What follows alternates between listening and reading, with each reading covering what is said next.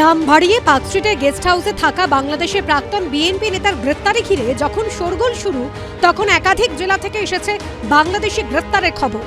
নদিয়ার কৃষ্ণগঞ্জ থানার পুলিশ গ্রেপ্তার করেছে এক মহিলা সহ 4 জন বাংলাদেশিকে।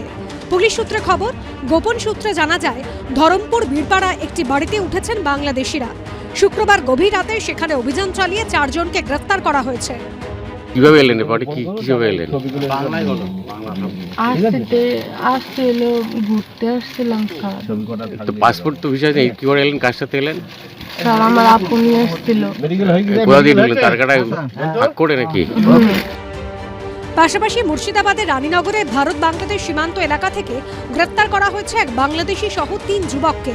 পুলিশের দাবি, শুক্রবার রাতে অভিযান চালানোর সময় কার্গিল ঘাট সংলগ্ন এলাকায় 3 জনকে দেখে সন্দেহ হয়। আটক করে জিজ্ঞাসাবাদের পর গ্রেপ্তার করা হয় তাদের।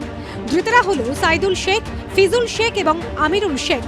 সাইদুল বাংলাদেশের বাসিন্দা, তাকে অবৈধভাবে ভারতে ঢুকতে সাহায্য করে বাকিরা। লাগাতার বাংলাদেশি অনুপ্রবেশের ঘটনায় রাজ্যের শাসক দলকে নিশানা করেছে বিজেপি। সীমান্তে বহু জায়গায় কাঁটাতারের বেড়া নেই। আমরা চেয়ে আমাদের মাননীয় গৃহমন্ত্রী মুখ্যমন্ত্রীর সাথে কথা বলে চিঠি লিখে ফেড আপ হয়ে গেছে। এখনো পর্যন্ত জমি পাওয়া যাচ্ছে না।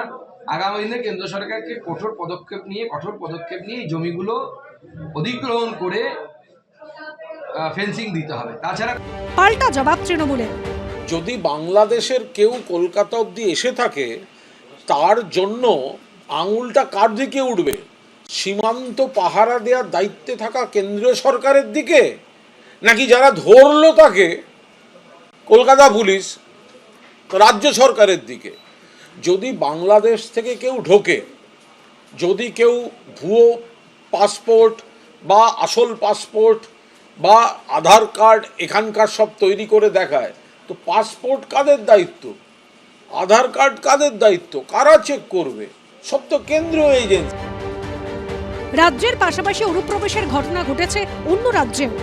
গুজরাতে সুরাত পুলিশের স্পেশাল অপারেশন গ্রুপ গ্রেফতার করেছে মোহাম্মদ হামিম আব্দুল নামে এক বাংলাদেশিকে। উদ্ধার করা হয়েছে জাল আধার কার্ড, প্যান কার্ড, বাংলাদেশ জাতীয় পরিচয়পত্র, শহীদ শংসাপত্র এবং আরও অনেক নথি। কিন্তু বারবার কেন নাম পরিচয় লুকিয়ে বাংলা সহ অন্য রাজ্যে ঘাঁটি গাড়ছে বাংলাদেশিরা? কাদের সাহায্যে, কি উদ্দেশ্যে জাল নথি তৈরি করা হচ্ছে খতিয়ে দেখছেন গোয়েন্দারা।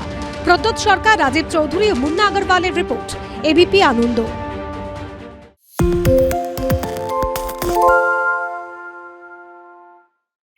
সত্য অন্তহীন, সত্যের খোঁজও তাই, সত্য সন্ধানে তাই আমরা অক্লান্ত, অকুতভয়। এবিপি আনন্দ নতুন ভাবনার প্রতীক, যা মনে মুক্ত, তথ্যে যুক্ত এবং যাবতীয় সীমানার বাঁধন থেকে মুক্ত।